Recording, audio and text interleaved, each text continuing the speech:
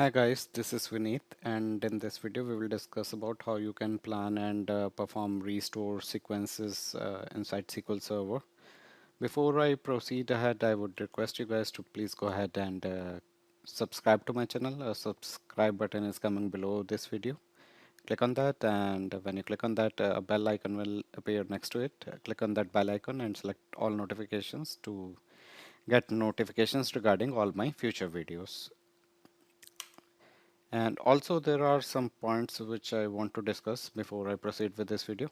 So I would request you all guys to please watch this video till the end to gain better clarity of concept mentioned in this video. If possible, try to watch this video twice to get better grasp of the idea conveyed in the video, and do the exercises which are mentioned in the video or which are demonstrated in the video in your lab environment with lab databases. I would encourage you to do that.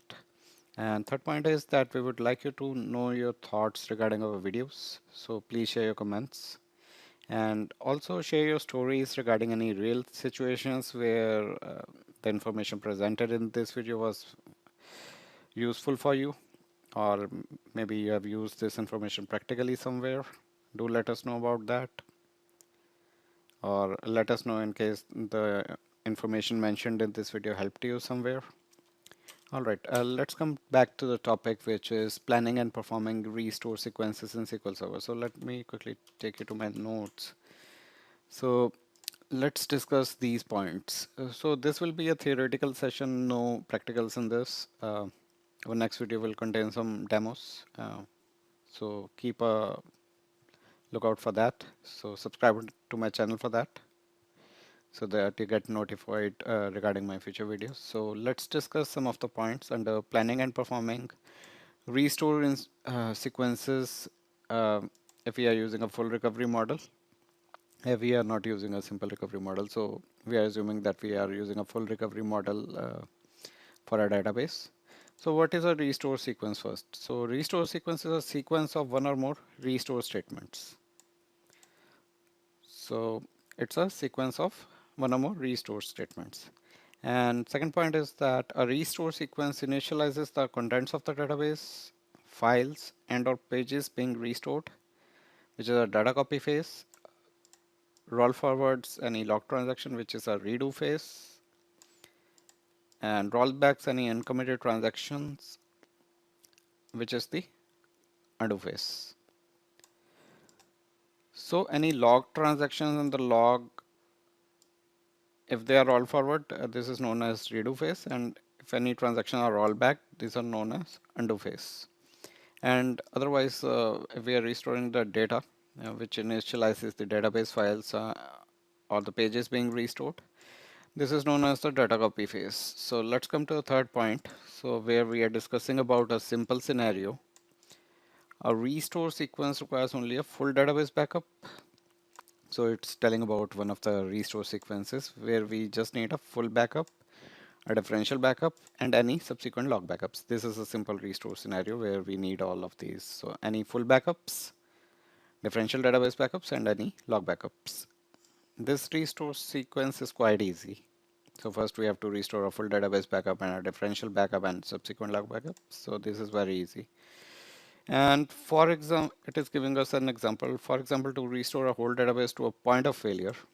So suppose a database fails at some point, or we want to restore it till that point where it failed. So in order to restore the whole database to a point of failure, start by backing up the, so first step is to back up the active transaction log. This is I'm discussing under the full recovery model.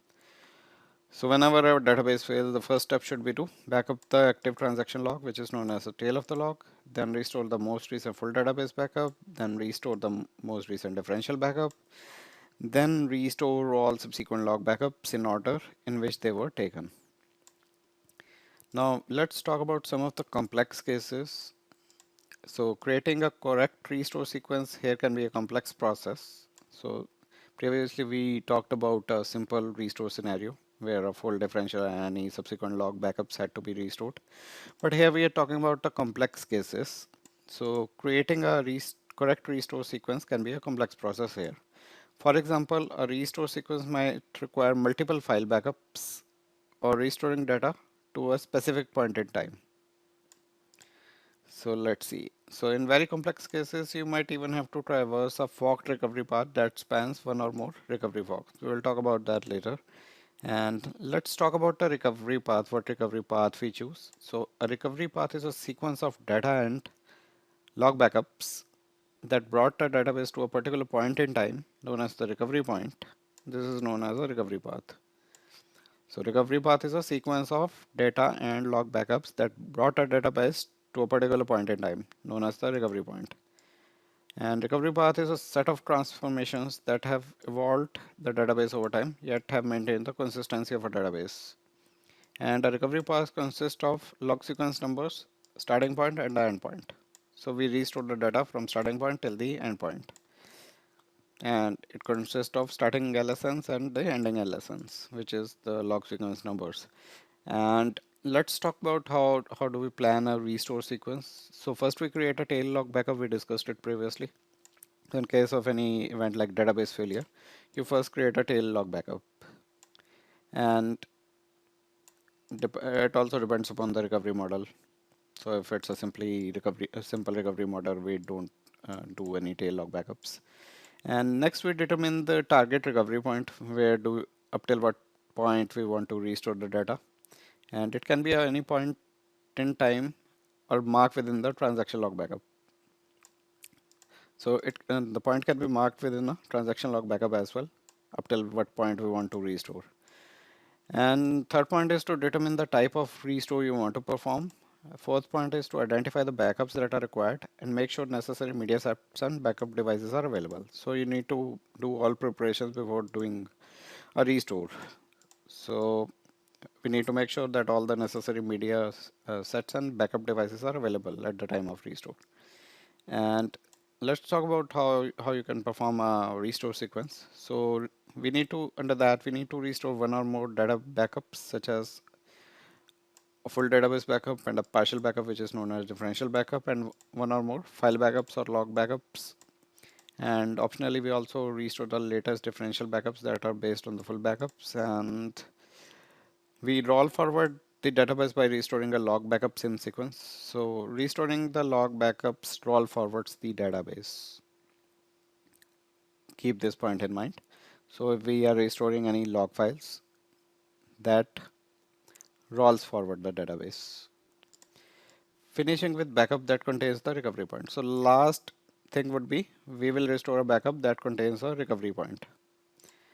Whether you have to apply all the log backups depends on what log backup contains the target recovery point. So this should be the last backup which is containing a target recovery point that should be restored last.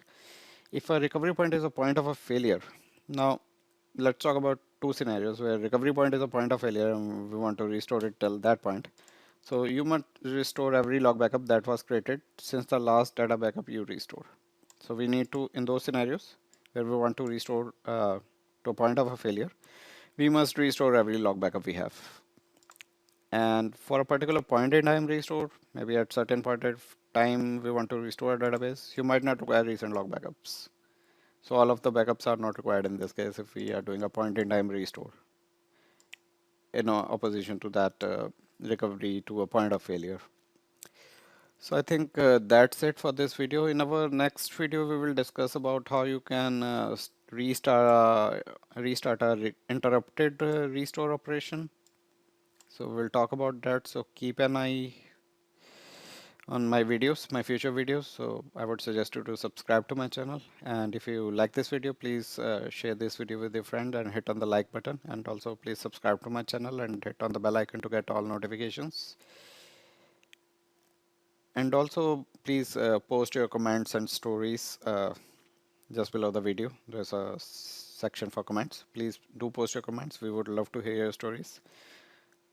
So I thank you once again so much for spending time on this video, and you have a wonderful day ahead.